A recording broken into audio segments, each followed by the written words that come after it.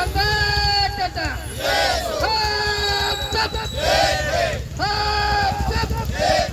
हमारी यूनियन हमारी यूनियन महाराष्ट्र राज्य सरकारी कर्मचारी एकजुटीचा महाराष्ट्र सरकारी कर्मचारी संघटना एकजुटीचा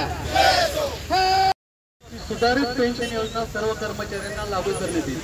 असं असताना सरकारने अद्यापपर्यंत त्याबाबतचा अध्यादेश जारी केलेला नाही, म्हणून ही सरळ सरकारी कर्मचारी यांची फसवणूक आहे अशी आमची सरकारी कर्मचारी मध्यवर्ती संघटनेने निर्णय घेतलेला आहे की आज राज्यभर सर्व कर्मचाऱ्यांनी मोठ्या संख्येने निदर्शने करायची।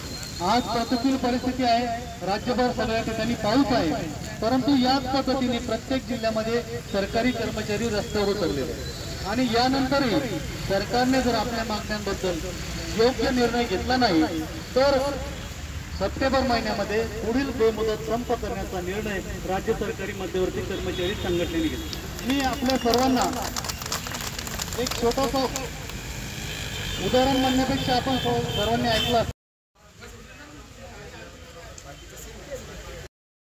सर्व रिक्त पदे भरण्याची आणि अनुकंपावरील जी अट आहे ती शिथिल करण्याचा धोरण जाहीर केलं।